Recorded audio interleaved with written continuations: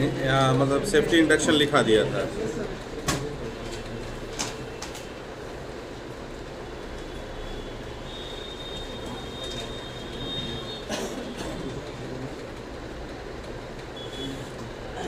और वो सब तो आप लोग पहले ही लिख चुके हैं, तो लिखाने की ज़रूरत नहीं। उसको भी कई जगह मतलब हज़ार्ड में केमिकल हज़ार्ड में इस्तेमाल करते हैं, जैसे रूट ऑफ एंट्री और TLV, मैक, सीलिंग किसको बोलते हैं, सब लिखा चुके हैं। स्टेल सब लिखाया। आपको एक फॉर्मेट नहीं बल्कि एक हम आपको देंगे जिसमें TLV और स्टेल पूरा दिया हुआ है A to Z केमिकल के बारे में, कि मैक्सिमम एक्सपोजर लोअर नहीं दी, मैक्सिमम अगर मालूम है जैसे 8 घंटा हम इतना में काम कर सकते हैं। जैसे मान लीजिए H2S है तो उसका TLV कितना है, 0 मिनिमम हो गया, 15 नहीं 10 हो गया, तो TLV होगा 10, जो होगा वो TLV होगा, है ना। या उसको बोल सकते हैं परमिसिबल एक्सपोजर लिमिट PEL। तो मैक्सिमम 10 तक काम कर सकते हैं, 10 से ऊपर होगा तो स्टिल हो जाएगा 15 तक। 15 जैसे ही हुआ वो STEL है, शॉर्ट टर्म एक्सपोजर लिमिट। तो वो सारा लिखा हुआ आपको हम दे देंगे, तो इससे आपको पता है कि कहाँ पर कितना क्या चीज़ होना चाहिए।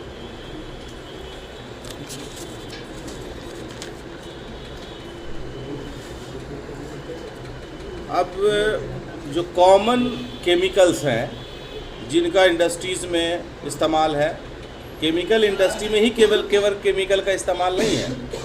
अब ये ना समझें कि केमिकल इंडस्ट्री में ही केमिकल का केवल इस्तेमाल है, बल्कि अदर इंडस्ट्री में भी केमिकल का इस्तेमाल है।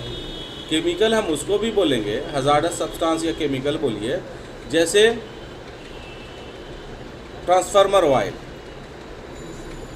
है ना जी, बैटरी ऑयल, बैटरी का पानी, एसिड है ना, ये भी है केमिकल है ना। है स्टील प्लांट बिना केमिकल के, और कई केमिकल वहाँ मिलता है, उसके बिना वो काम ही नहीं हो सकता। जैसे benzene, carbon monoxide, ammonia, chlorine, जैसे वाटर ट्रीटमेंट में क्लोरीन का इस्तेमाल करते हैं। कॉमन ये केमिकल्स हैं जो हर इंडस्ट्री में कुछ ना कुछ मिलेगा। अब वेयर हाउस है तो वेयर हाउस में जो काम करने वाले हैं उसको केमिकल हज़ार्ड है उनके पास, जहाँ पे सामान रखा जाता है या प्रोसेसिंग किया जाता है या निकाला जाता है, वहाँ पर वेयर हाउस है। वहाँ पर पुराना ट्रांसफार्मर रखा हुआ है, बैटरी रखा हुआ है, इलेक्ट्रोलाइट्स है। उसको अगर उससे संबंधित काम करना है तो उसको केमिकल हज़ार्ड के बारे में जानकारी होनी चाहिए, उसको सेफ्टी केमिकल से संबंधित देंगे। तो ऐसी कई जगह हैं और ऐसी बहुत पूरी जगह भी हैं जहाँ केमिकल ही केमिकल है, बात समझ रहे हैं। तो वो कॉमन केमिकल्स क्या हैं जो हर एक इंडस्ट्री में कुछ ना कुछ मिलेगा, तो उसका प्रभाव क्या है, उसका सिम्टम्स क्या है, उसका बचाव क्या है, उसका फर्स्ट एड क्या है, ये जानना भी ज़रूरी है। तो कुछ कॉमन है उसके बारे में हम आपको लिखा रहे हैं, हेडिंग दीजिए।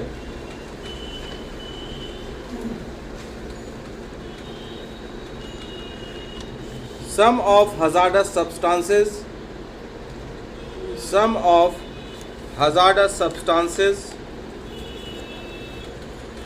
used in industry.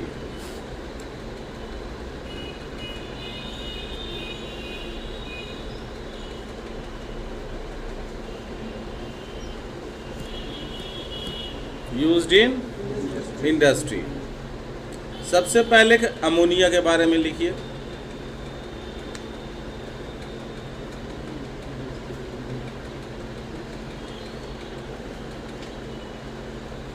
अमोनिया का जो फिज़िकल नेचर है, यानी जो उसका कैरेक्टर है, वो क्या है। अमोनिया एक गैस है जो कलरलेस गैस है, या सॉल्यूशन के रूप में भी यानी लिक्विड के रूप में भी वो रहता है, एक्वस लिक्विड के रूप में। एक्वस यानी गाढ़ा लिक्विड, गाढ़ा लिक्विड समझते हैं ना, जिसको हम कहते हैं तरल पदार्थ, समझ रहे हैं। ये दोनों फॉर्म में ये रहता है। और इसका जो महक है वो इरिटेंट आर्डर है, यानी आप बोल सकते हैं कि सूंघ नहीं सकते, मतलब जलन नहीं बोलिए, लेकिन वो ऐसा महक जिसको बर्दाश्त नहीं किया जा सकता। जैसे पेशाब, जिस जगह पे पेशाब लोग करते हैं उस जगह पे कैसा महक होता है, वो H2S है बाबू, अमोनिया नहीं ना है, सबका अलग अलग ना है क्या।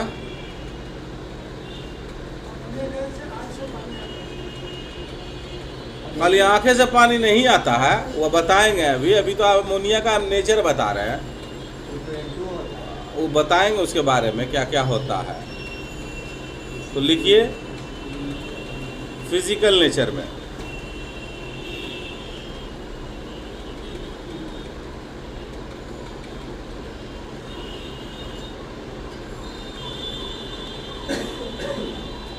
a colorless gas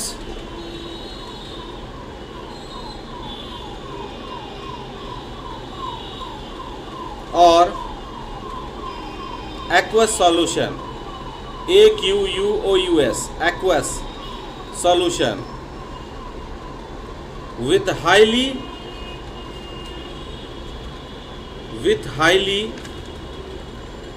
irritant odor, irritant odor समझते हैं, महक, ODOUR,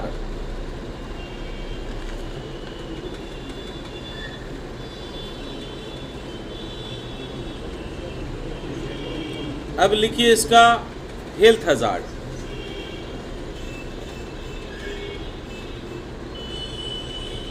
थोड़े से में नुकसान नहीं करता है, एक सर्टेन कंसंट्रेशन जो TLV हम आपको देंगे उससे ऊपर अगर है और आप इफेक्टेड होते हैं तो वो नुकसान करता है, यानी एक सर्टेन कंसंट्रेशन पे ही वो नुकसान करने लगता है। तो लिखिए सबसे पहला पॉइंट इसमें, मेन हेल्थ हजार्ड इज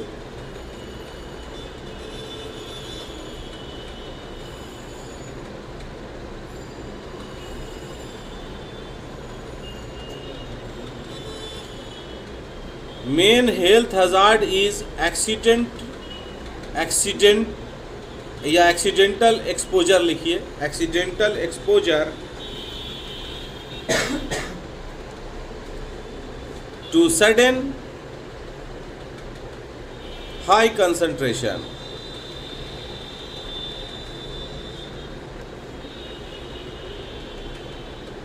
ठीक है, हाई कंसंट्रेशन मात्रा उस पर अगर होता है तो नुकसान करता है, यानी हाई कंसंट्रेशन तभी होगा जब एक्सीडेंट होगा, एक्सीडेंटल एक्सपोजर होगा। इसका एक और है कि ये टॉक्सिक तो होता ही है, साथ ही फ्लेमेबल भी है, बट हाई कंसंट्रेशन में, और जब जलता है तो उसका कलर होता है ब्लूइश फ्लेम देता है ये। उसको आप लिख सकते हैं फिजिकल नेचर में, ये पॉइजनस गैस है, ये लिख लीजिए, it is poisonous gas.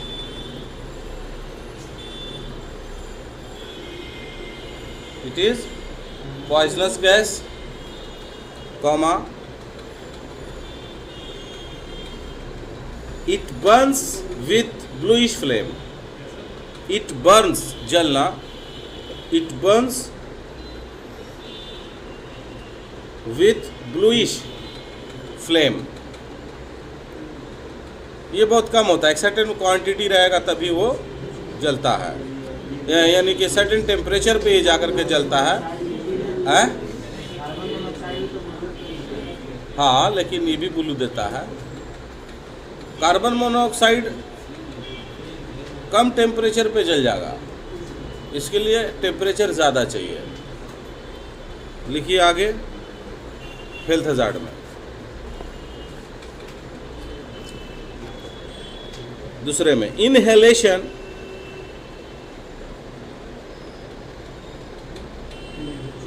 may cause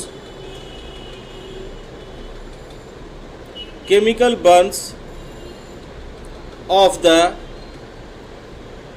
upper respiratory tract, burns of the upper respiratory tract,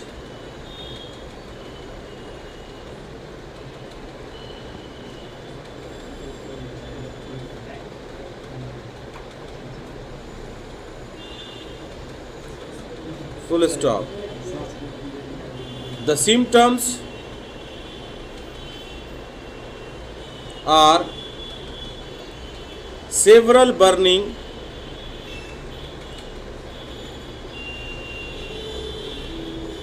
in throat, halaq, comma, difficulty in breathing,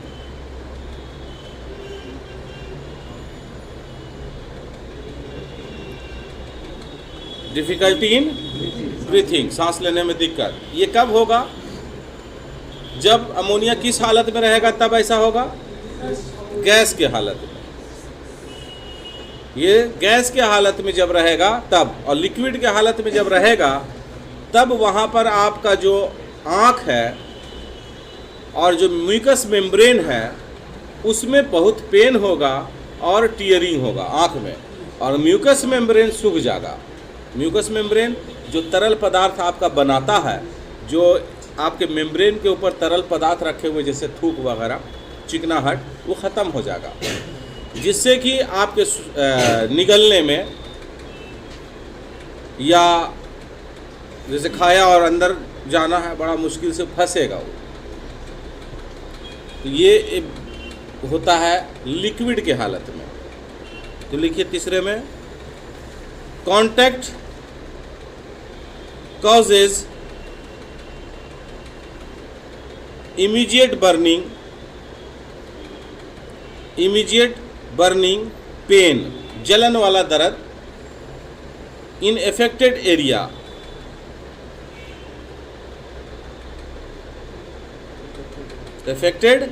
area with redness and swelling of eyes,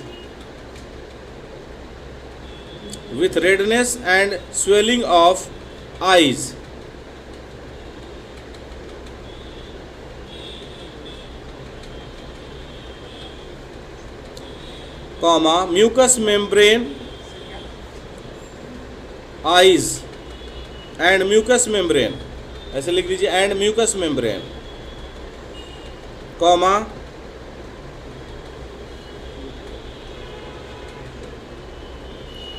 dizziness, चक्कर आना,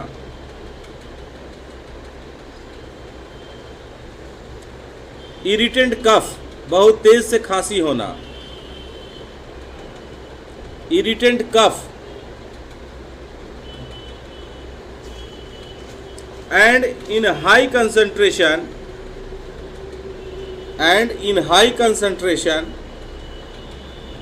may cause lungs problem.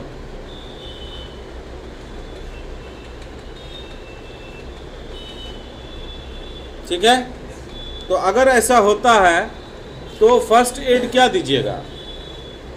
लिखिए, first add में सबसे पहला काम, किसी भी chemical में अगर कोई इफेक्टेड होता है तो सबसे पहला काम होता है कि उस एरिया से उसको तुरंत बाहर करना और फ्रेश एयर में लाना। तो लिख लीजिए, remove the patient to fresh air.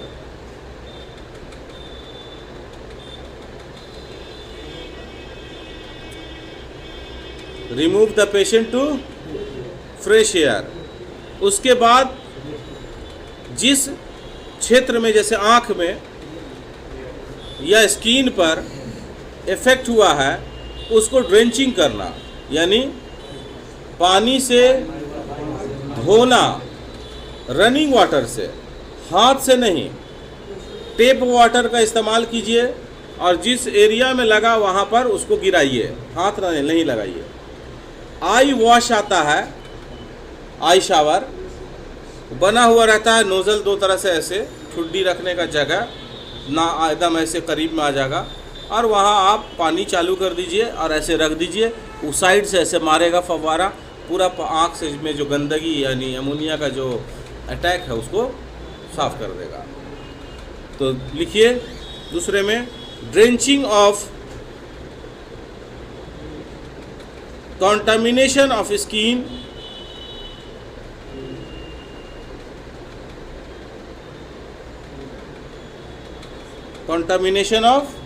skin and irritation of eyes by eye shower।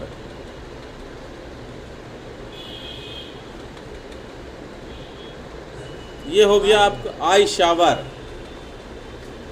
ये हो गया आपका कि आपने उसको फर्स्ट एड दिया। You are not a doctor कि आप उसको इलाज करेंगे। आपका काम है फर्स्ट एड दे करके उसको उस लायक बनाना कि डॉक्टर तक जा सके। तो अब आपका काम होगा, कोई भी ऐसा इफेक्टेड हो, इतना ही काम आपका होता है, यानी जो भी ज़रूरत है फर्स्ट एड का दिया और डॉक्टर के यहाँ भेज दिया। तो लिख दीजिए लास्ट में, इमीडिएट मेडिकल अटेंशन।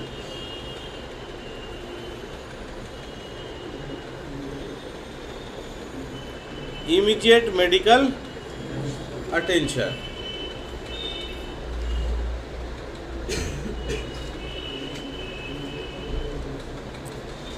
ठीक है ना।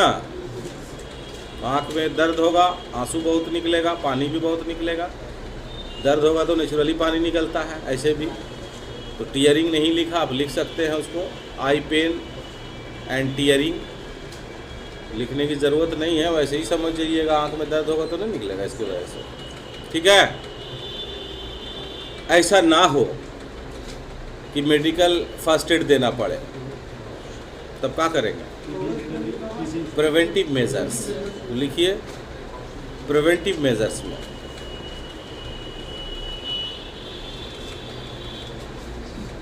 Number 1, protective clothing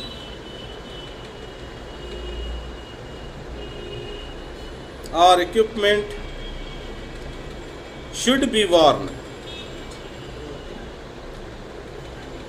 Protecting clothing और equipment should be worn, पहनना चाहिए। जैसे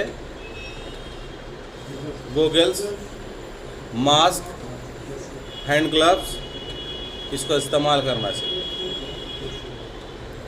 दूसरा, प्रोविज़न ऑफ शावर्स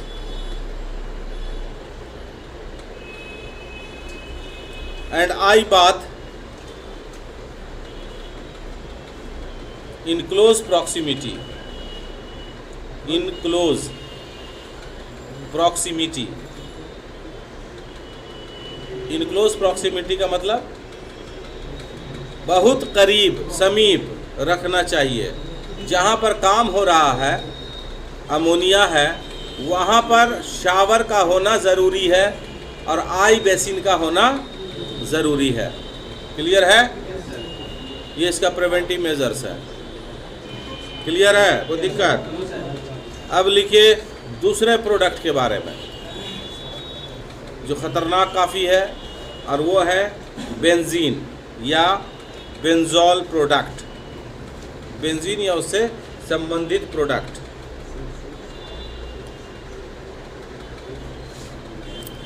इसका लिखिए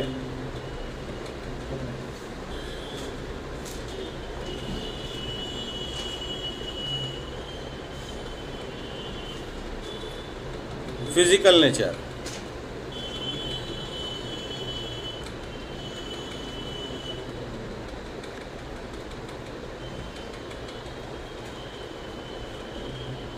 ये एक प्रकार का नशीला पदार्थ भी है, नशीला गैस है, इसलिए इसको बोलते हैं नारकोटिक। नारकोटिक नशीले पदार्थ को बोला जाता है। तो लिखिए बेंजीन इज ए नारकोटिक, पर इसका नारकोटिक शराब वाला नहीं है। इसका नारकोटिक ऐसा है कि पैरालिसिस अटैक कर देगा और एक सर्टेन कंसंट्रेशन पे डेथ भी हो जाएगा। तो लिखिए benzene is a narcotic, comma, producing unconsciousness, producing unconsciousness comma convulsion, CONVULSION। ये हेल्थ हजार्ड और फिजिकल दोनों में लिखा दे रहे हैं। कन्वल्जन, कन्वल्जन का मतलब ऐठन, बॉडी ऐठे लगेगा। And paralysis leading to death,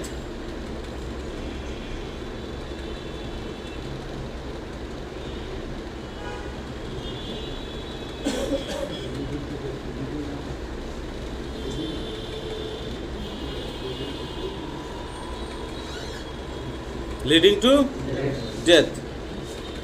जैसे अल्कोहल महकता है वैसे ये भी महकता है, अल्कोहलिक स्मेल, फुल स्टॉप के बाद लिखिए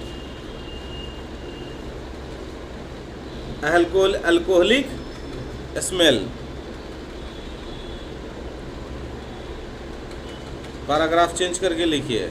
सिम्टम्स में क्या होता है? सिम्टम्स इनकोहेरेंस, सिम्टम्स में लिखिए नंबर 1 इनकोहेरेंस, INCOHERENCE।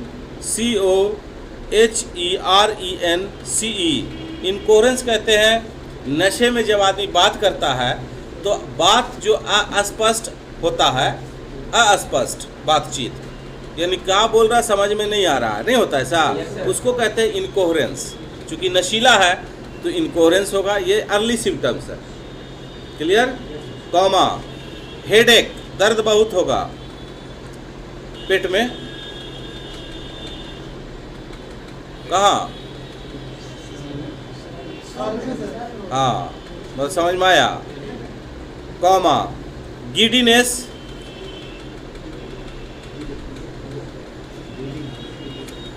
गिडीनेस का मतलब अभी तक नहीं मालूम है मेरे भाई। तो गिडीनेस तो बोल रहे हैं, हाँ, डिजीनेस, गिडीनेस, वो क्या होता है? लालची होता है, तो ग्रीडी ना होता है रे, गीडी बोल रहे हैं हम। GIDDINES आपके लिए है, अब ना कन्फ्यूजन होगा। डिजीनेस का मतलब भी वही होता है। कॉमा नौसिया, अब यहाँ से नौसा मत पहुँच जाएगा, फुलवारी शरीफ में हो जाएगा। हाँ वो ठीक है तेरा, ये समझ रहा नहीं क्या होता है, क्या होता है इससे? वोमिटिंग, हाँ हाँ जी, जी मचलाना, जैसे औरत लोग का मचलावे, तो भी नाम देता है एक से एक। कॉमा पैरेस्थेसिया, पैरेस्थेसिया PARESTHESIA, लकवा इन हैंड्स एंड फीट। का फिर से बोले बे, 2 बार तो पैरेस्थेसिया बोला, 1 बार स्पेलिंगो बोला। कहाँ रहता है पैरेस्थेसिया? PARESTHESIA in hands and feet, हाथ और पैर में सबसे पहले।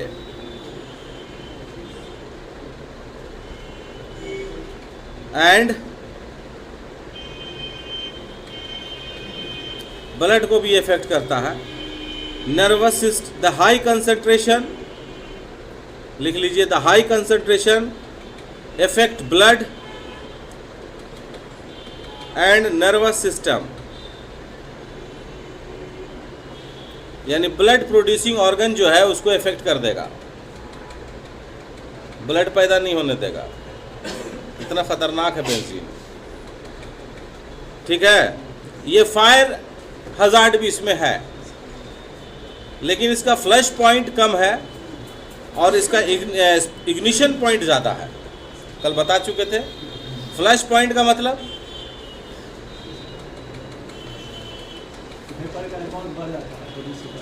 हाँ, उसमें क्या होता है, वेपर निकलता है ना, यानी इतना टेम्परेचर जिसमें से वेपर निकले, इतना हीट, इतना टेम्परेचर जिसमें से वेपर निकले। तो ये वेपर तभी छोड़ने लगता है जब 13 डिग्री सेल्सियस हो। बस समझे? लिखना चाहेंगे तो लिख लीजिए। इसको फायर हजार्ड में रखते हैं हम लोग। अगर बोलेगा भी तो ये फायर हजार्ड है, यानी फायर हजार्ड का मतलब है फायर से बचाना। तो कैसे बचाएंगे? तो 13 डिग्री पर ये फ्लश पॉइंट है, 13 डिग्री नहीं होने देना है। तो लिखिए flush point is 13 degree Celsius और इग्निशन पॉइंट 559 डिग्री सेल्सियस। ये फ्लश होता रहेगा, वेपर निकलता रहेगा, लेकिन जलेगा नहीं। जलेगा तब जब टेम्परेचर इसको मिलेगा 559 डिग्री सेल्सियस। बात समझे? 559 डिग्री सेल्सियस।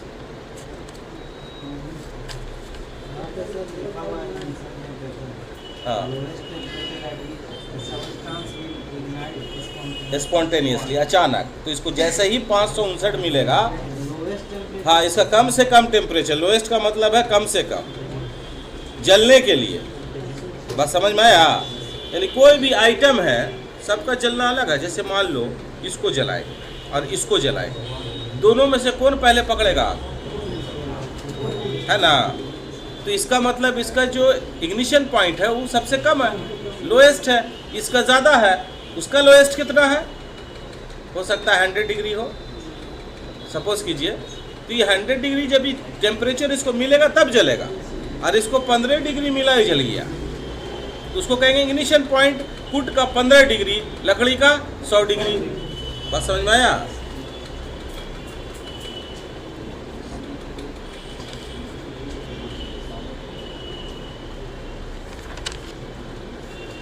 तब ऐसा अगर होता है कि कोई अफेक्टेड हो जाए, बेंजीन चूँकि स्टील प्लांट में पाया जाता है, ये कोक ओवन गैस है और वहाँ मिलने की संभावना तो रहेगी ही, और भी बहुत जगह इसका प्रोडक्ट इस्तेमाल है, लेकिन बहुत कॉमन है स्टील एंड आयरन इंडस्ट्रीज़। अगर कोई इफेक्ट होता है तो हम उसको फर्स्ट एड देंगे। तो फर्स्ट एड क्या देंगे उसको लिखिए, या स्टोरिंग जहाँ रखा रहता है वहाँ भी ऐसा हो सकता है। जहाँ भी ई है वहाँ पर आपको कोई इफेक्टेड अगर होता है तो फर्स्ट एड में सबसे पहले क्या करेंगे? अरे यार अभी ना बताया, तो ये सब में पहले वही काम करना है। तो लिख remove patient in fresh air.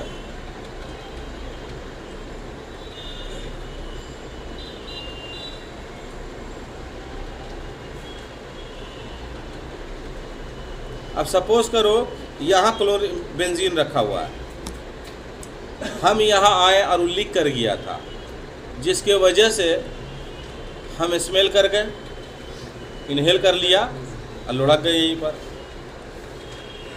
तो हमको रिमूव करोगे ना यहाँ से? तो तुमको रिमूव करना कैसे करोगे? अरे तुम आओगे हमको लेने के लिए, ते नहीं यही रह जाएगा। तो इसका पूरा ध्यान रहना चाहिए। रिस्क्यूअर रिक्वायर्स पीपीई सबसे पहले, कोई भी जगह पर बचाव वाला भी जागा और उसके पास पीपी नहीं है, तभी तो ये हुआ था, और वही काम वो कर रहा है तो उसके साथ भी वही हो जाएगा। तो रिस्क्यूअर को पहले चाहिए, ब्रैकेट में लिख लीजिए रिस्क्यूअर्स, RESCUERS, requires PPE। Next point में आइए, artificial respiration and oxygen.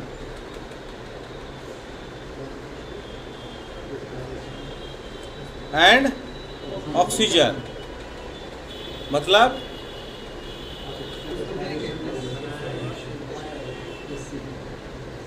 Artificial respiration and oxygen है।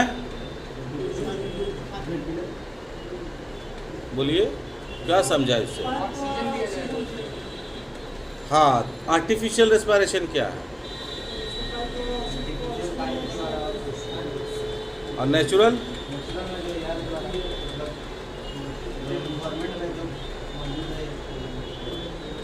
और अगर वहाँ पर ना रहा तो जो पाइप के द्वारा बोल रहे हो वो ऑक्सीजन तो एंड लिखा हुआ है, वो नहीं रहा तो? हाँ, उसी को कहते हैं आर्टिफिशियल रेस्पिरेशन। रेस्पिरेशन शब्द ने बोल रहे हैं, नहीं समझ में आ रहा? तो कैसे देते हैं?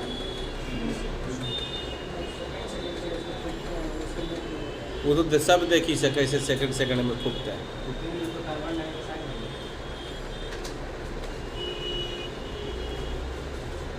कैसे देते हैं? नाक बंद करते हैं और मुंह उसका खोल के मुंह में मुंह सटाते हैं और उसको सांस देते हैं, और 15 से 18 बार 1 मिनट में ऐसा काम करते हैं। 15 to 18 टाइम्स पर मिनट में, यानी लिया छोड़ा। ऐसा नहीं कि आप उसको दिए रहे तो मरिए जाएगा, बस समझ रहे हैं? ऑक्सीजन आप जो बोल रहे हैं कि कार्बन डाइऑक्साइड दे रहे हैं, देते तो हम लोग कार्बन डाइऑक्साइड ही, ब्लॉक किया हुआ रहता है। इसके कारण इस ब्लॉक को दूर करने के लिए हम कार्बन डाइऑक्साइड दे रहे हैं, बस समझ रहे हैं? जो ब्लॉकेज दूर होगा तो उसका ऑक्सीजन इनहेल करने लगेगा, इसलिए हम उसको ऐसे करके देते हैं। इसको हम CPR भी बोलते हैं, कार्डियो पल्मोनरी रेससिएशन। और CPR में अलग चीज़ हो जाता है, यहाँ पर सिर्फ सांस बताया, और वहाँ पर है जब हार्ट ब्लॉक कर जाए, यानी हार्ट में गति नहीं है, तब वहाँ पर हम CPR देते हैं कि सांस दिया और उसको इस तरीके से, यानी प्रेशर नहीं देना, जोर नहीं लगाना, पंप करना, ऐसे ऐसे ऐसे झटका देता है, ऐसे तलहटी का पकड़ के ऐसे हार्ट पर, ताकि वो सांस हार्ट चलने लगे। उसको हम कहते हैं CPR। कार्डियो माने हार्ट, कार्डियो पल्मोनरी रिससिएशन। क्लियर है? उसके बाद लिखिए तीसरा, रिमूव कॉन्टामिनेटेड क्लोथिंग।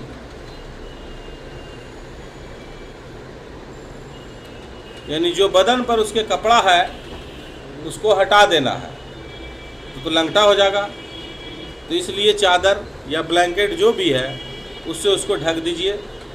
और बॉडी को एकदम ठंडा भी नहीं होने देना चाहिए, बहुत ज़्यादा ठंडा हो जाता है तो देखिएगा बुखार उखार आता है ना, तो घर वाला जो है वो पैर देखता है कि ठंडा तो नहीं हो गया, नहीं होना चाहिए, गर्म रहना चाहिए, और बहुत गर्म भी नहीं, मतलब एकदम ठंडा का मतलब है उसमें ऑक्सीजन सप्लाई नहीं है, ब्लड सप्लाई नहीं है, इसलिए तो उसको थोड़ा गर्म रखना, तो इसीलिए कपड़े से ढक देते हैं। लेकिन उसका जो कॉन्टामिनेटेड कपड़ा वो हटा दीजिए तो बेहतर है, नहीं हो तो लूज़ कर दीजिए।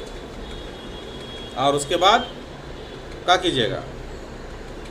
वॉश, धोना। लिखिए बोथ स्किन एंड आइज। अगर स्किन और आइज पर है तो इनहेल कर लिया है तब आप नहीं कुछ कर सकते, टू द डॉक्टर के यहाँ भेजिए। Wash both skin and eyes. And last, immediate medical attention.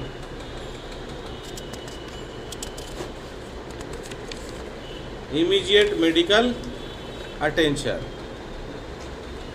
ऐसा नहीं होना चाहिए, और अगर होता है तो इसका मतलब प्रिवेंटिव मेजर्स आपका फेल है। तो लिखिए प्रिवेंटिव मेजर्स फेल नहीं होने देना है।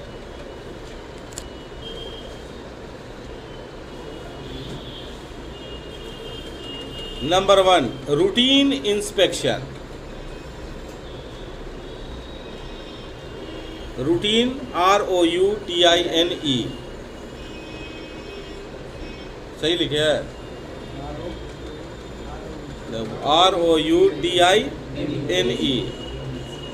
Routine inspection for leakage and spillage.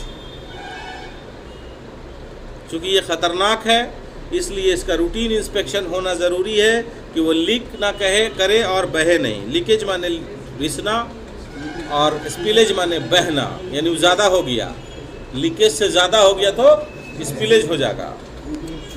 हाँ, दूसरा, जिस जगह पर आप रखते हैं उस जगह पर वेंटिलेशंस का होना ज़रूरी है जब लीकेज और स्पिलेज हो, ताकि वो वहाँ से बाहर उसको कर दे, ताकि आप अंदर जाएं तो आपको वो डायरेक्ट ना मिले। तो लिखिए वेंटिलेशन यानी फोर्स वेंटिलेशन, व्हेन लीकेज और spillage take place, when leakage और स्पिलेज टेक प्लेस, यानी जब अगर लीक और स्पेल होता है तो पहले आप वेंटिलेट करो उसको। फोर्स वेंटिलेशन का मतलब है मशीन के द्वारा। उसके बाद तीसरे में लिखिए PPE such as fresh air respirators,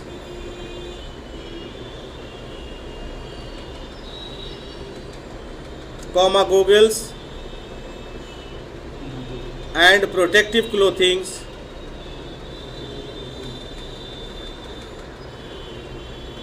within enclosed space, enclosed घिरा हुआ एरिया में अगर काम कर रहे हैं तो मस्ट है enclosed space, and during pipe work यानी का पाइप से जो कैरी हो रहा है उस दौरान अगर उस पर काम कर रहे हैं तो ETC।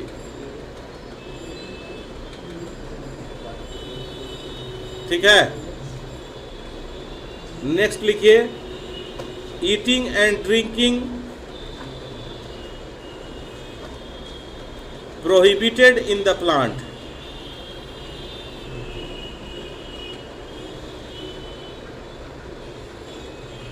Next, eating and drinking is prohibited in the plant, मना है खाना और next, no naked fire, no naked NAKED NACKED, naked माने खुला हुआ, नंगा, है ना। फायर और spark is to be allowed in the area, यानी सिगरेट वगरेट सब मना, ईटिंग ड्रिंकिंग स्मोकिंग सब मना, is to be allowed in the area. Next, to prevent long time exposure to skin, to prevent long time exposure to skin. थोड़ा बहुत अगर होता है तो कोई दिक्कत नहीं है, इसीलिए लिखाया गया है कि स्किन में ज़्यादा देर तक, ज़्यादा समय तक कांटेक्ट नहीं रहना चाहिए। क्लियर है? ये हो गया बेंजीन के बारे में। अब आइए कार्बन मोनोऑक्साइड।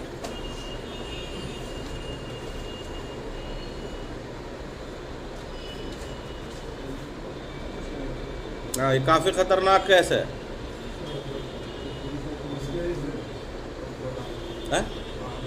जाइए, तबीयत ठीक नहीं लग रहा है क्या? लिखिए the poisonous effects of these gases are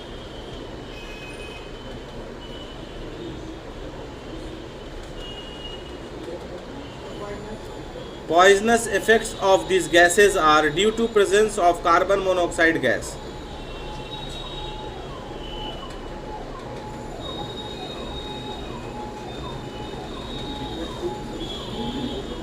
presence of carbon monoxide gas, इसका फिजिकल नेचर लिखिए। देखिए ये बहुत ज़्यादा मिलता है कोल माइंस में, नहीं, कोई भी फर्नेसेस में, कोई भी फर्नेसेस में, चूल्हा में, भट्टी में बहुत मिलता है। 3 प्रकार का प्लांट में फर्नेसेस लगा होता है। कहीं 2 प्रकार है, कहीं 3 प्रकार है। टाटा के पास 3 ओवन है, 3 प्रकार का ओवन। वैसे तो 16 ठो और 20 ठो लोग फर्नेस लगाए हुए हैं, लेकिन उसमें प्रकार 3 है। स्टील प्लांट भिलाई, उसके पास 2 प्रकार हैं, कोक ओवन फर्नेस और ब्लास्ट फर्नेस। टाटा के पास है एलडी फर्नेस भी, ये तीसरा फर्नेस है। ल्यूडाइन फर्नेस पूरा नाम है उसका। ल्यूडाइन आदमी का नाम है जिसने इस फर्नेस को बनाया है। ये ऑस्ट्रेलिया के पास एक गांव है जहाँ का ये रहने वाला है, उसने उसको बनाया था। तो ये तीनों में सबसे ज़्यादा जो पाया जाता है कार्बन मोनोऑक्साइड वो एलडी ओवन में, यानी एलडी फर्नेस में। कोक ओवन में लिख सकते हैं कितना कितना पाया जाता है। लिखिए, the carbon monoxide present in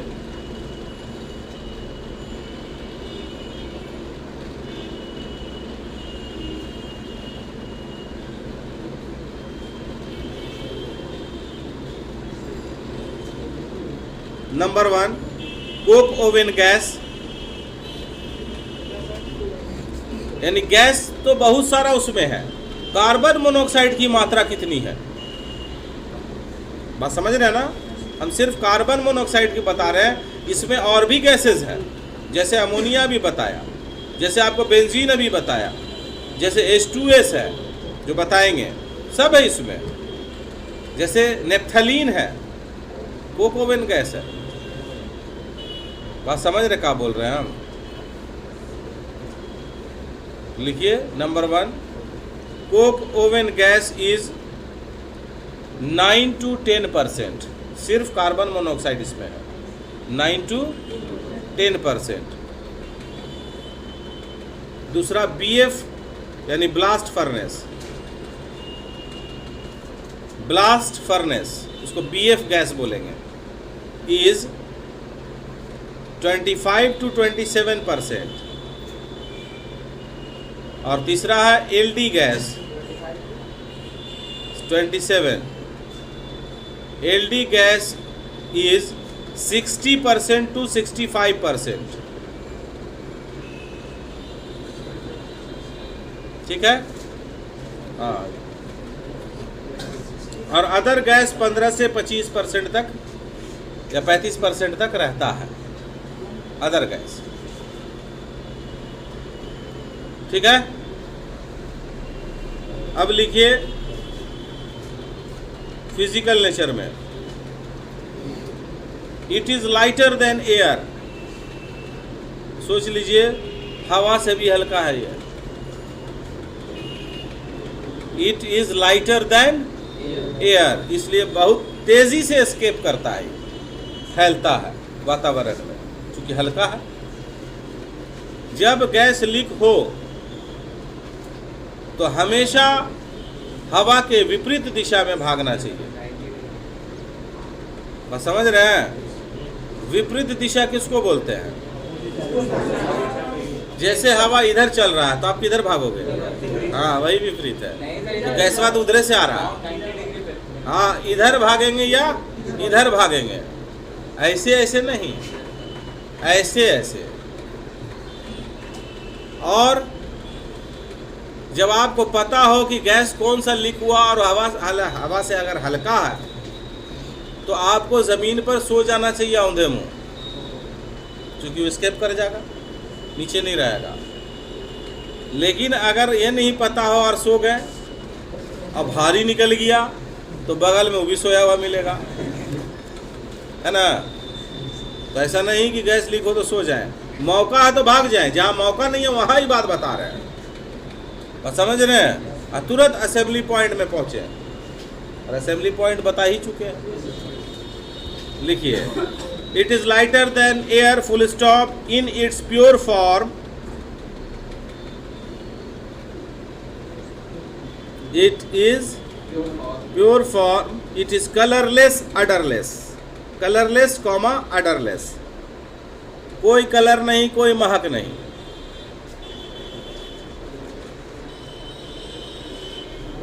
highly poisonous,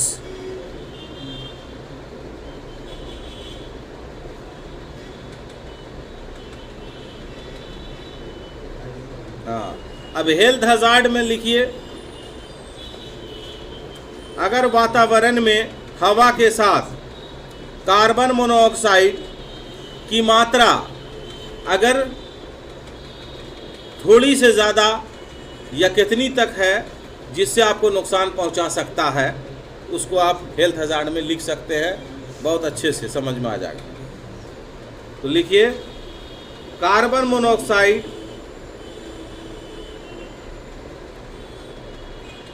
depends on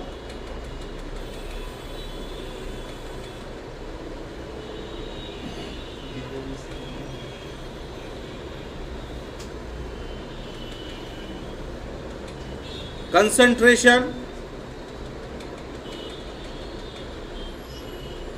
effect in air, effect in air यानी कितना मात्रा है जो हवा को, वातावरण को प्रभावित कर देगा।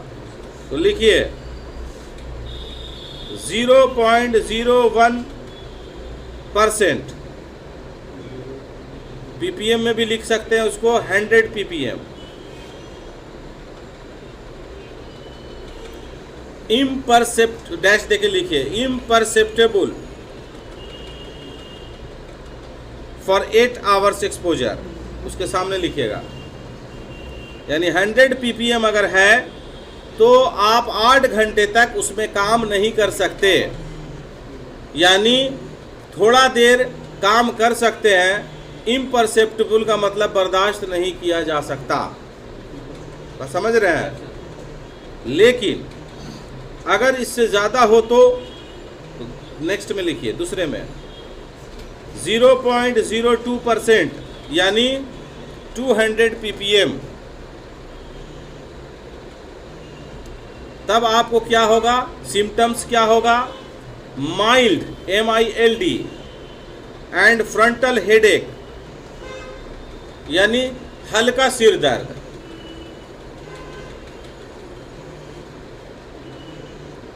mild and frontal headache after 2 to 3 hours exposure। 2 से 3 घंटे के एक्सपोजर में सर का दर्द शुरू हो जाएगा। कितना पर, अगर 200 ppm है तो। अब लिखिए 0.04% यानी 400 ppm, इतना पे आपको शुरू होगा नौसिया,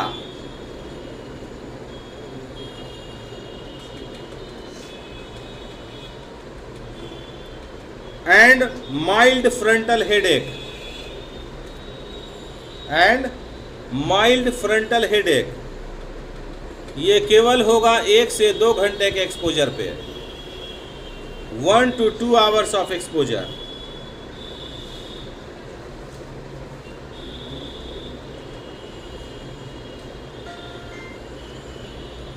ठीक है, और इतने ही कंसंट्रेशन पर अगर 2 से 3 घंटा रह गए तो ऑक्सीपेटल हेडेक यानी बहुत खतरनाक, यानी हॉस्पिटल भेजने वाला दर्द शुरू हो जाएगा। इसको भी लिख सकते हैं। बताया ना, क्वांटिटी एंड ड्यूरेशन दोनों माने रखता है, वो चीज़ हम बता रहे हैं आपको। अब लिखिए 0.08% यानी 800 ppm,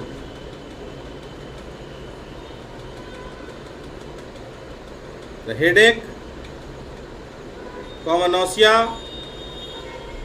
and dizziness after 3 to 4 hours of exposure।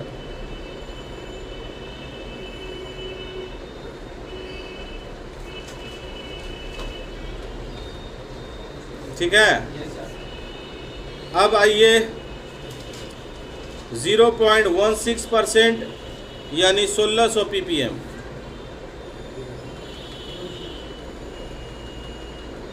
ये ऊपर का जितना भी है सिम्टम्स, ये मात्र 20 मिनट में ही सब हो जाएगा, क्योंकि मात्रा बढ़ गया तो समय यहाँ पर एकदम घट गया।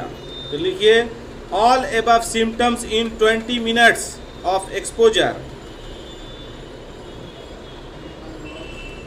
all above symptoms in 20 minutes of exposure.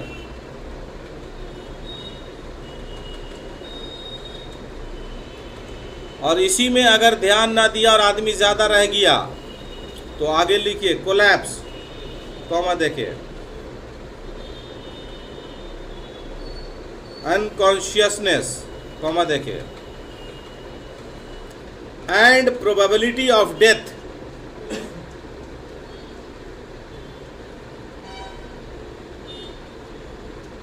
In half an hour, आधे घंटे में ये समाप्त।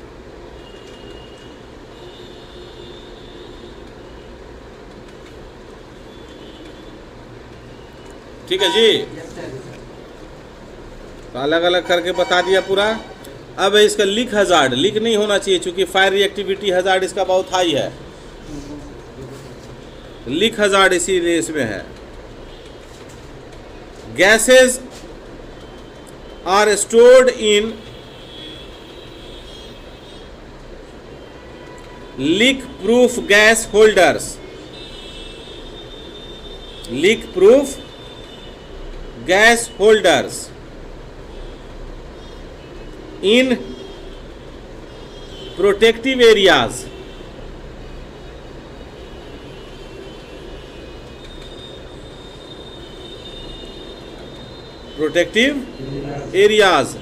and being transported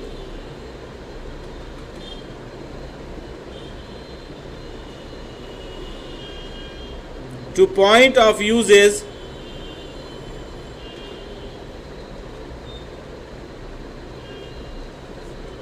in especially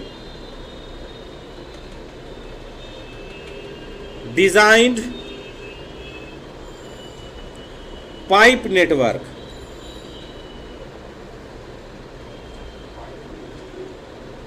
क्योंकि ये पॉइजनस है तो सबसे बेहतर तरीका है कि एक जगह से दूसरी जगह अगर भेजे तो पाइप के द्वारा भेजे और ऐसे कंटेनर में रखे जो डिज़ाइन ऐसा हो कि उसको वो उसमें बेहतर ढंग से रख सके, लीक ना हो, स्पिलेज ना हो।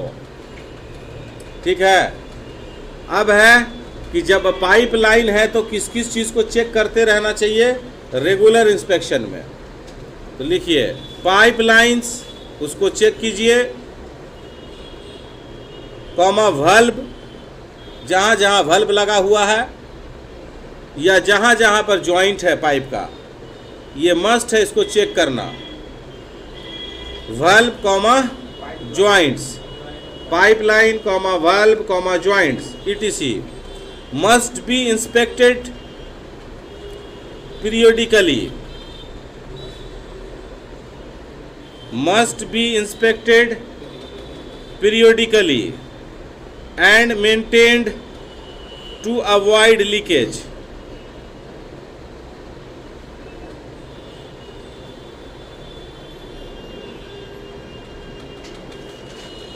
ठीक है। And maintain to avoid leakage लिखा। नेक्स्ट लिखिए फर्स्ट एड आ गया आपका। क्या कीजिएगा, मेरा मुंह देख रहा है, जुतियाइए देंगे, बोल ले भाई। वही सर, तो हम पूछे तो बोला ना जाए यार एक बार में, अब गाली देंगे तब बोलेगा। सबसे पहले वही चीज होना चाहिए।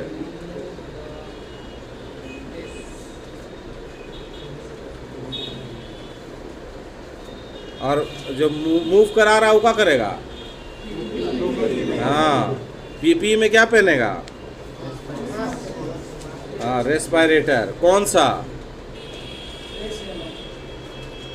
Airline respirator. कितना लंबा जाना होगा पता है उसको? हैं? सीधे बोलो SCBA लिखो। नेक्स्ट दूसरे में, उसके बाद उस पेशेंट को artificial respiration and oxygen and CPR।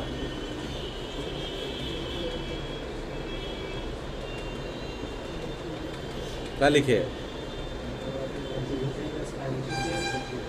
बस आर्टिफिशियल रेस्पिरेशन कॉमा ऑक्सीजन।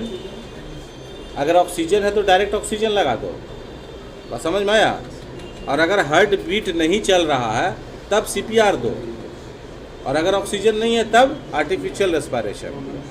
तो इसीलिए लिखा रहा है सब, तो कॉमा ऑक्सीजन और फिर CPR। If heart is not breathing,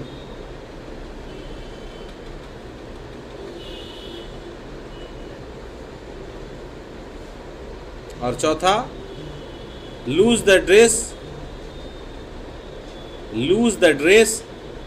but keep the victim warm.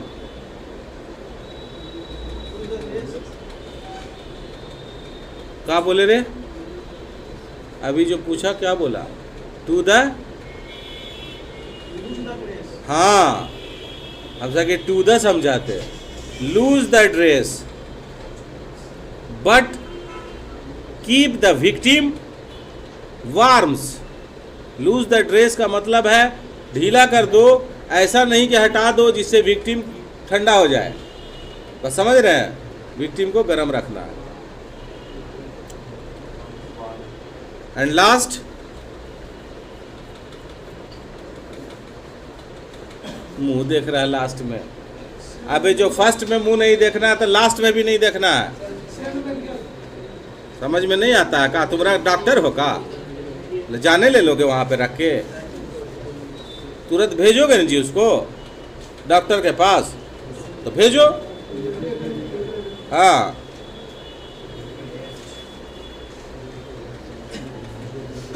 Clear है? अब लिखिए प्रिवेंटिव मेजर्स, इसकी जरूरतें ना पड़े।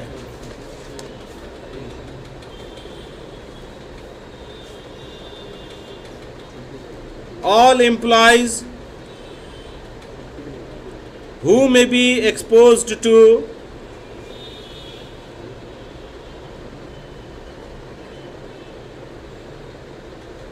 carbon monoxide must be warned of its toxic effects. Warned, चेतावनी देना, सावधान करना।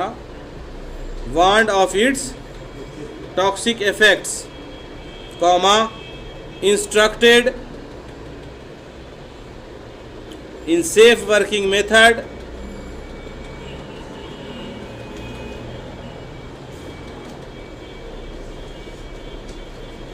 Comma use of breathing apparatus, use of breathing apparatus, comma rescue techniques,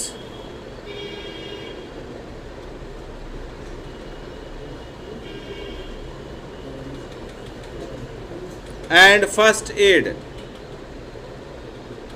first aid में स्पेशली आर्टिफिशियल रेस्पिरेशन ब्रैकेट में लिख लीजिए, इसका ट्रेनिंग देना है। यानी जितने भी वर्कर काम कर रहे हैं इस क्षेत्र में, कार्बन मोनोऑक्साइड के क्षेत्र में, उन सबको ट्रेनिंग दीजिए इन सब बातों का, कि सही तरीके से काम करने का, ब्रीथिंग अपरेटस पहनने का, उसको मेंटेन रखने का, रेस्क्यू टेक्निक का। और हम खाली बक रहे थे, लोग क्या कर रहा है? हाँ, इसका क्या कीजिएगा? किसको? कौन वर्कर को? इफेक्टेड नहीं है, जो वर्क के साथ इंगेज है उनको देना, जो इसमें काम कर रहे हैं। ठीक है? दूसरा लिखिए, when work is carried out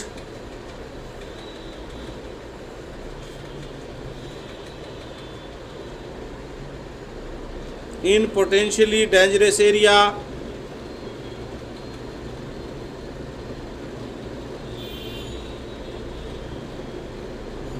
comma it should be in accord with a, it should be in accord, यानी according with a code of SWP, safe working procedure और practices, यानी इस तरह का काम उसको आ रहा है कि नहीं आ रहा है ना, जो मेथड है, जो तरीका है, जो प्रोसीजर है, सब फॉलो होगा। Full stop. A permit to work system should be adopted, यानी PTW, वर्क परमिट नहीं, PTW, परमिट टू वर्क, बता चुके हैं कई बार, आप झेलाने की सलाहियत नहीं है मुझ में, कई बार बता चुके हैं, ठीक है। Next, time to time check,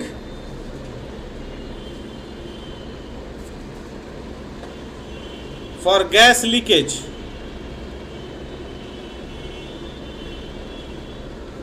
कैसे लीकेज को चेक कीजिएगा? नहीं, गैस डिटेक्टर से, इसमें कोई वाटर का इस्तेमाल नहीं करेगा, पता ही नहीं चलेगा। Gas leakage should be done with the help of gas detectors, should be done with the help of gas detector.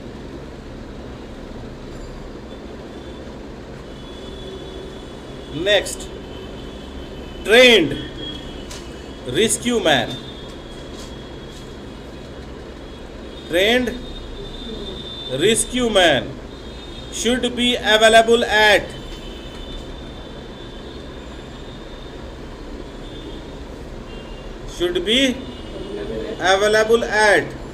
each shift,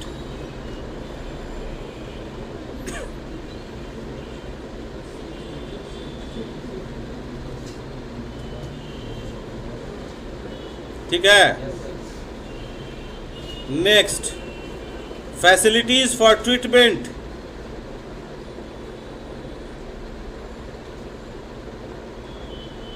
of carbon monoxide poisoning, अगर ये मौजूद रहता तो अभी 4-6 आदमी मरता नहीं, तो भिलाई स्टील प्लांट में हुआ है। Must be available at all time, must be available at all time. होता क्या है ना कि जब आदमी साल 2 साल कुछ नहीं होता है तो आघा जाता है, बोलते दूर वे नहीं किया। जैसे नया नया अगर चलाओ गाड़ी तो बड़ी प्रिकॉशन लेता है आदमी। यहाँ अभी स्टार्टे किए हो, सामने देख लियो गांधी मैदान के पास ही कोई गाड़ी आ रहा है तो रुके हुए हो, जाए तो उसको पहले तक जान, तो कहाँ से एक्सीडेंट होगा। और जब चलाने लगे हो और सीख गए तब तो बोलते हैं कि भीड़ मेरे लिए कुछ है, देखो ये 2 गाड़ी के बीच से कैसे हम निकालते हैं, और उसी में पार हो जाता है। तो हमेशा जो मरा है, अच्छा ड्राइवर, अच्छा वर्कर, जो ओवर कॉन्फिडेंट हो जाता है वही जाता है। उसके अंदर से एक ही चीज़ कम होता है, अलर्टनेस, है ना। और man should be alert, man should be skilful, man should be trained. तो यहाँ पर ट्रेंड तो है, स्किल भी है, अलर्टनेस कम हो जाता है। इसको कभी कम नहीं होने देना चाहिए। हर दिन नया समझिए, हर दिन वही से ही समझिए जैसे में आप शुरू में थे। शुरू जाइएगा, हेलमेट, तो हेलमेट एकदम मस्ट, उतरिए नहीं रहा है। जहाँ जा रहे बगले में दबाए हुए, जहाँ जा रहे ऊपर तो रख लिया, खाना खा रहे तो गोदी में रखा हुआ है, धीरे धीरे कहाँ फेंका गया पता नहीं चल रहा है। अरे मेरा हेलमेट खो गया, आज ऑफिसर आने वाला, पहनना ज़रूरी है। ऐसा हो जाता है। होता है कि नहीं होता? सबके साथ है, हर इंसान के साथ। ये नहीं कि मेरे साथ नहीं है, आपके साथ खाली, ऐसा नहीं, सबके साथ। लेकिन हमेशा अवेयर रहने के लिए इन चीज़ों का हमेशा साथ में होना ज़रूरी है। हमेशा अवेयर रहिए, एक्सीडेंट दूर रहेगा। Next, SCBA or compressed air line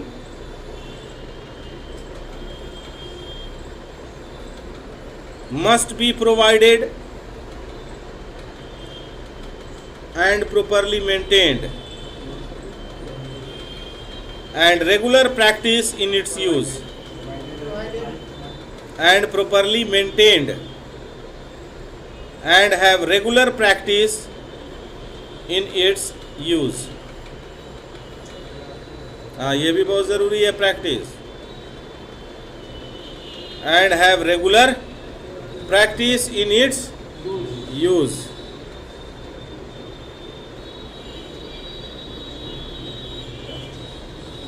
समझ में आ गया? अब आइए क्लोरीन में. क्लोरीन का physical nature. Chlorine gas is 2.5 times heavier than air.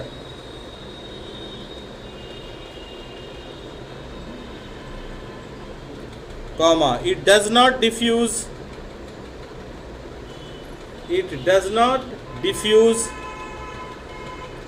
quickly in atmosphere. Diffuse माने छितराना, फैलना या ख़त्म करना बोल सकते हैं. So its toxic effects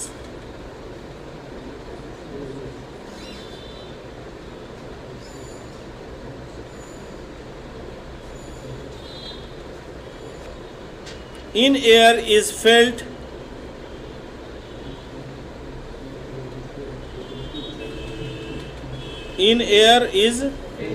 felt महसूस किया for a long time. Full stop. Greenish yellow colour का होता है, लिख लीजिए greenish yellow with pungent, PUNGENT यानी दानेदार, हल्का, हाँ pungent, and irritating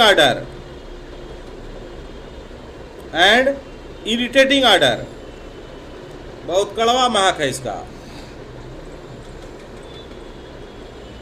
full stop. Store in cylinders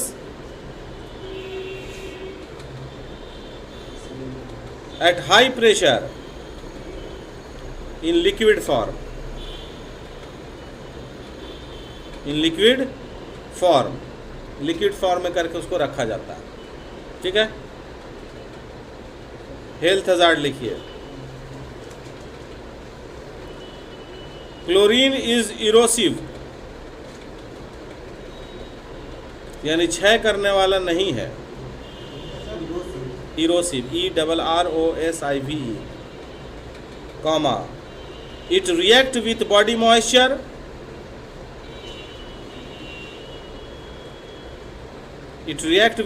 moisture, to form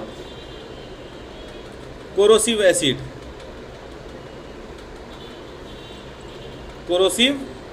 acid, जैसे फॉस्जिन. बड़े ख़तरनाक होता है फॉस्जिन, बहुत जहरीला है. क्लोरीन अगर मॉइस्चर के साथ कांटेक्ट होगा तो फॉस्जिन में कन्वर्ट हो जाएगा, जो कि कोरोसिव इन नेचर है, यानी टिश्यू सेल्स को गला देगा, जला देगा, जिससे बर्निंग पेन भी होता है. अभी आप टाटा में 2 साल पहले लीक कर गया था गैस, यही क्लोरीन गैस, 5 सिलेंडर रखा हुआ था 9-10 साल से एक ही जगह पर. तो है तो इरोसिव, लेकिन लंबे समय तक रहेगा और उसका स्टेट नहीं बदलिएगा तो नेचुरली है कि वो कोरोसिव हो जाएगा, क्योंकि इसमें थोड़ा गुण तो है ही है तुरंत होने का. तो जैसे ही ये लीक किया, तो भारी होने के वजह से हवा बहुत ज़्यादा नहीं था, तो ज़्यादा दूर तक फैला नहीं. रात में हुआ था तो लोग, गर्मी का टाइम था, खिड़की उड़की खोल के सोए हुए थे, तो सब लोग खांसना और स्नीजिंग, टीयरिंग शुरू हो गया. इसका पहला सिम्टम्स है कि खूब खांसी होने लगेगा, नाक से पानी बहुत आएगा और आँख से पानी आएगा और जलन महसूस होगा, और सांस में भी जलन महसूस होगा। आँख में तो होगा ही, सांस में भी होगा। तो लोग समझ गए कि एक आदमी को होता तो कोई बात था, घर का घर खांस रहा, क्या बात है भाई। पता चला पड़ोसों से खांसी का आवाज़ आ रहा है। समझ गया लोग, क्योंकि ऐसे एरिया में है जहाँ में भी संभावना पूरी तरीके से बनी रहती है। समझ गए कि लैक हाँ चिल्ला चिल्ली हो गया, तुरंत कंट्रोल किया। 250 लोग इफेक्टेड हुए थे, पर कैजुअल्टी एक भी नहीं हुआ, जैसा कि पेपर ने दिया था। सबको टीएमएच में तुरंत भर्ती किया गया रातों रात। और मधुगोड़ा का उस वक्त सरकार थी, तुरंत वहाँ के जो जीएम सेफ्टी थे वो जेल चले गए, तुरंत अरेस्ट हो गए। लेकिन दूसरे दिन फिर बेल हुआ, और आने के बाद जितना सेफ्टी वाला था सबका हालत ख़राब कर दी। कितना को निकाल बाहर कर दिया और कितना को कुछ सज़ा दिया। जो ज़्यादा मतलब नेग्लिजेंसी में नज़र आया उसको तो निकाले बाहर कर दिया। तो ये चीज़ पर ध्यान देना इसीलिए ज़रूरी होता है। इरिटेंट ऑर्डर है, बदबू, कड़वा बदबू महकेगा। लिखिए आगे। Next, inhalation of chlorine. Inhalation of chlorine can cause respiratory injury.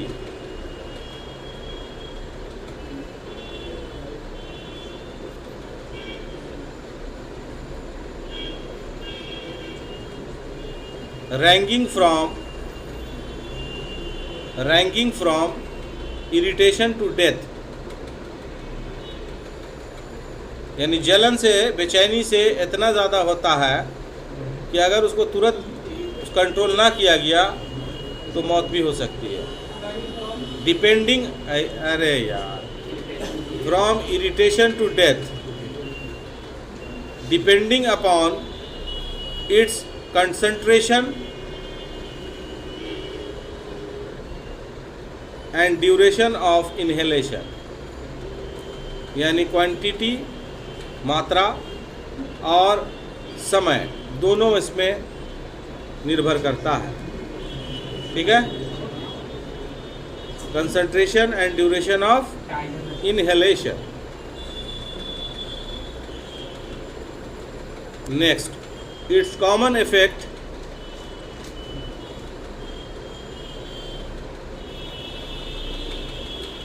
Coughing, खांसी, वोमिटिंग, रेस्टलेसनेस, बेचैनी,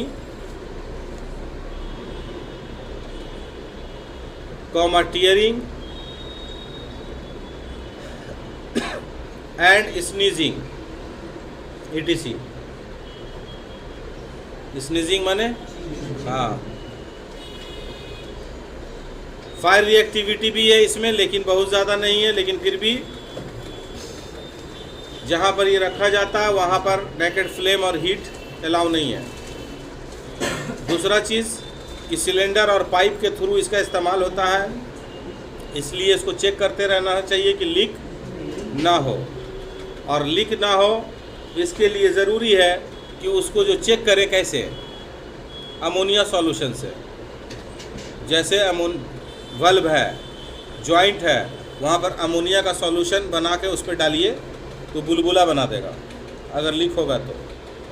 और पानी अगर डालिएगा और लीक है तो कोरोसिव एसिड मिल जाएगा आपको, खतरनाक हो जाएगा आपको। इसीलिए पानी नहीं डाल के चेक करेंगे। हाँ, अगर लीक कर गया या जैसे कंटेनर लेकर के जा रहे हैं, ट्रक वाला डंप लेके जाता है ना, और वो लुढ़क गया, एक्सीडेंट हो गया, तब क्या होगा? लीक कर जाएगा। तो भारी है इसलिए देर से वातावरण में फैलेगा। तो सबसे पहला काम उसमें चाहिए कि एयर शावरिंग करें, वाटर शावरिंग करें। यानी दमकल को बुलाइए और पूरा पानी का छींटा मरवाइए वातावरण में ताकि वो बैठ जाए, समझे, और नाला में बह जाए। आगे लिखिए। First aid, give intense shower to victim.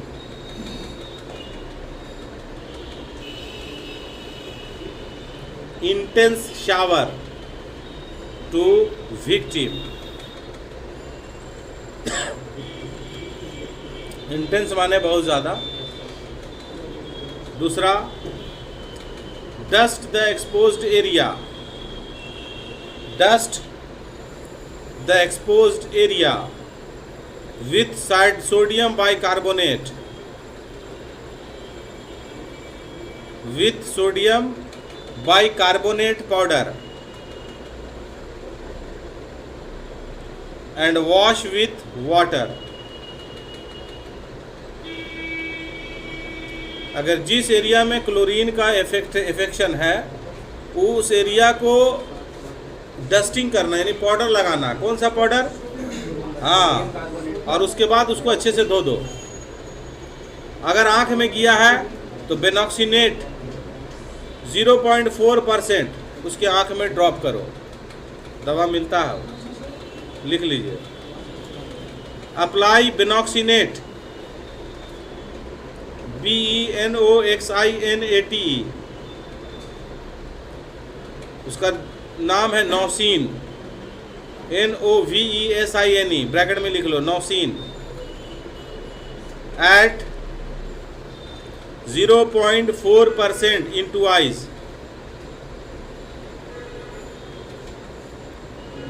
अगर वो इंटेस्टाइनल ट्रैक्ट में चला गया है तो उसको उल्टी करवाओ और इसके लिए उसको ईथर पिलाओ या इथाइल अल्कोहल पिला दो.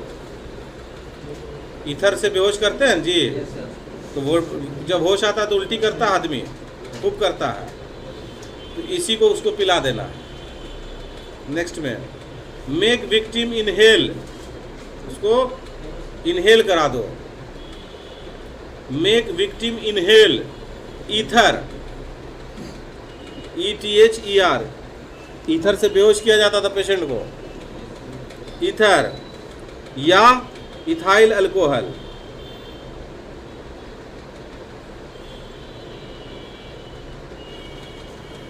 Next, arrange oxygen in serious cases.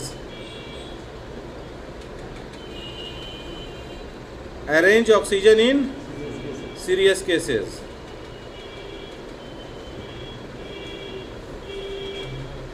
ठीक है.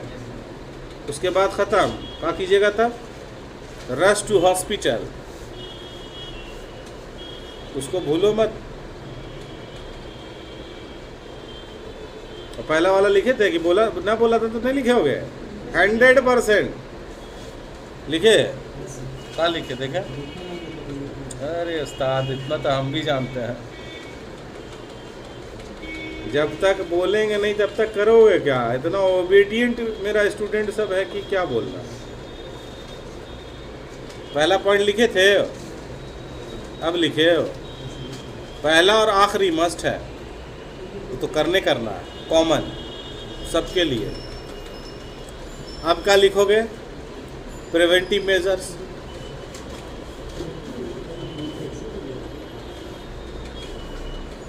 Number 1, install panic shower in the storage area. Install panic shower in the storage area. Panic shower. Panic shower क्या है?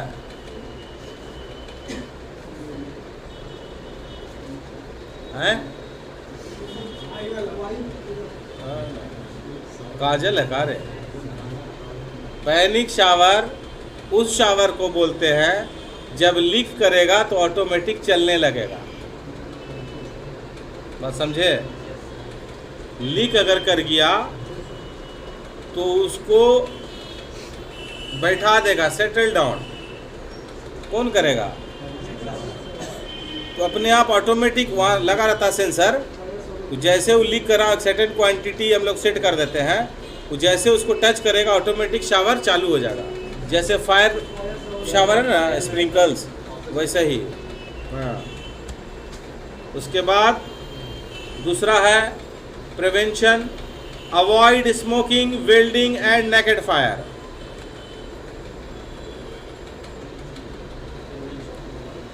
ई भी लिख दे रहे, कहाँ हो जाएगा दिक्कत। ई भी लिख दे डी के बाद।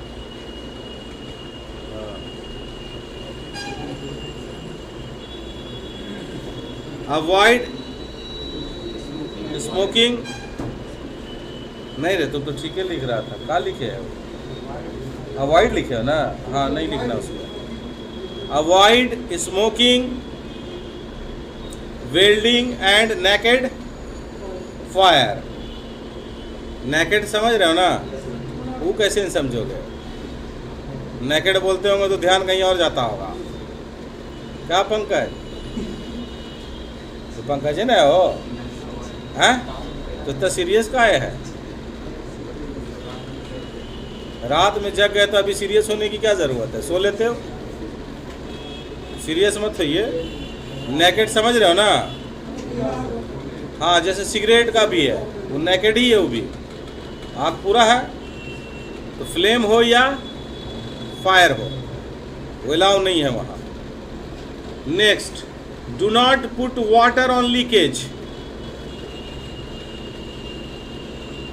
Do not put water on leakage,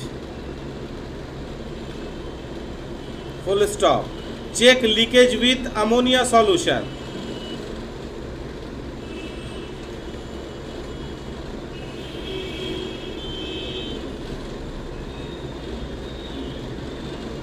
next, use oxygen mask और respirator while working in chlorine area. Oxygen mask or respirator while working in chlorine area. Next, adequate ventilation system in storage area.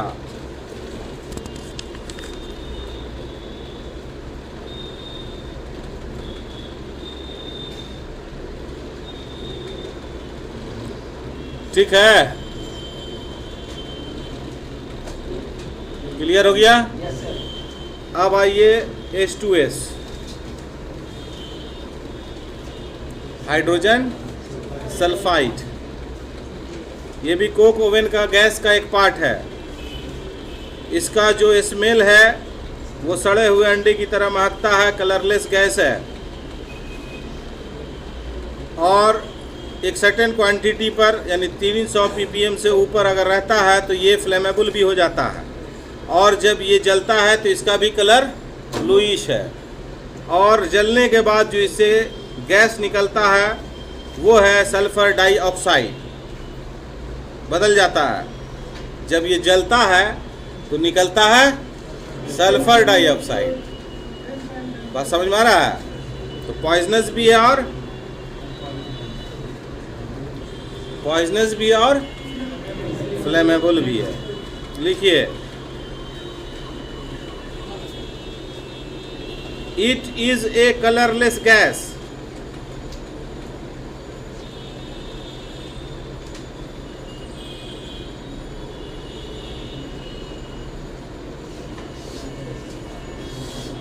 with a rotten eggs smell, with a rotten ROTTEN सड़ा हुआ अंडा, rotten eggs smell,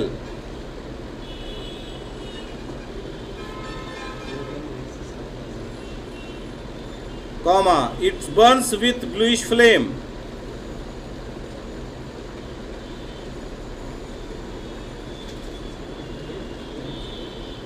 it burns with bluish flame and produce sulfur dioxide.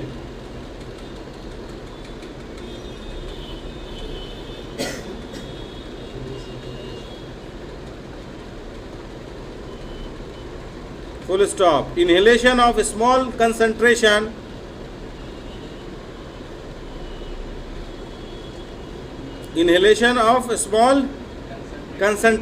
यानी थोड़ी मात्रा gives a symptoms of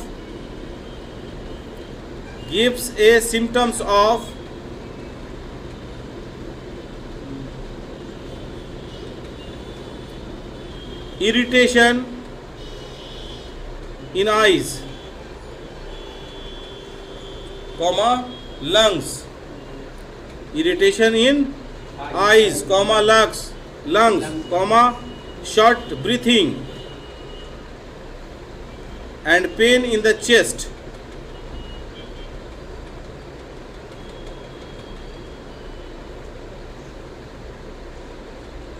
Full stop. High concentration may result in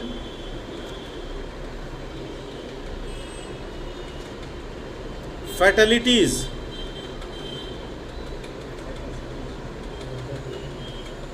with failure of fatalities, with failure of respiratory system.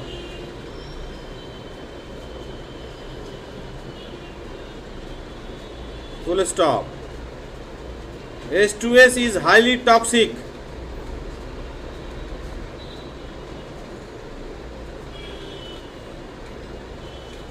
as compared to hydrogen cyanide gas, HCN, hydrogen cyanide, SYANIDE, hydrogen cyanide gas. इतना खतरनाक है भाई। अब कितना ppm पर क्या होता है उसको भी लिख लीजिए। लिखिए 10 to 20 ppm।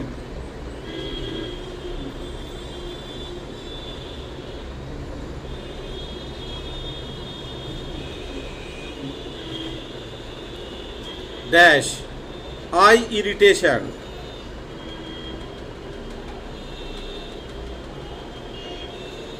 Lungs short breathing,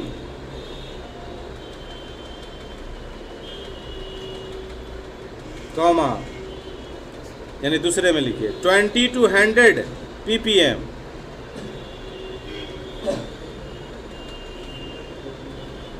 dash loss of sense smell, जो अंडे की तरह सूंघते थे ना वो स्मेल खत्म हो जाएगा। सेंस स्मेल जो है उसको खत्म कर देता है। Loss of comma headache, comma nausea and cough.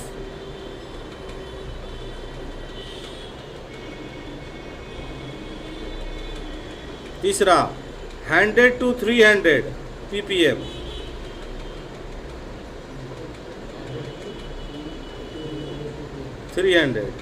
Respiratory depression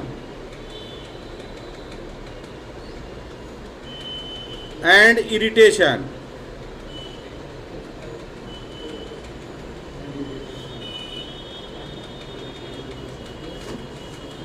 comma cough. Next 300 to 600 ppm।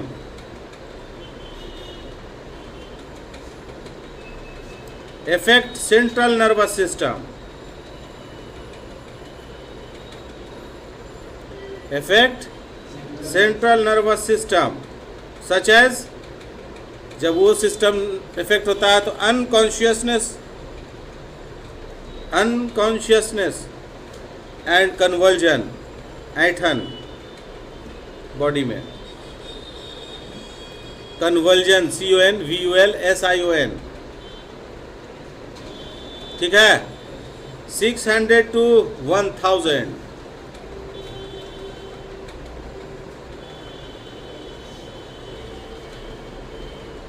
Rapid unconsciousness, तेजी से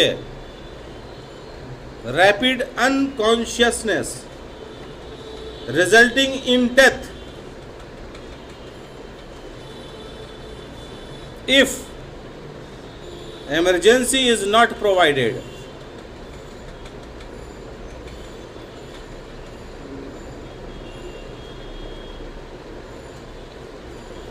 ठीक है, अगर 1000 से ऊपर हुआ तो 1000 एंड अबव, 1000 और 1000 से ऊपर, उसको भी लिख लीजिए।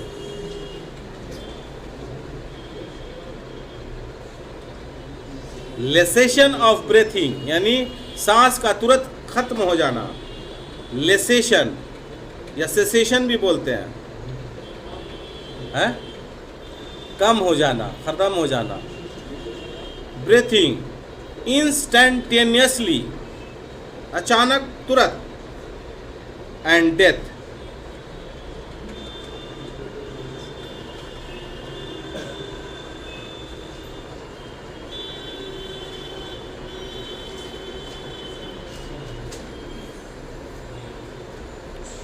क्लियर है? इतना काफ़ी है जो कॉमन है, काफ़ी नहीं है, समझ गए? क्लियर है? अब हम आपको कल बताएंगे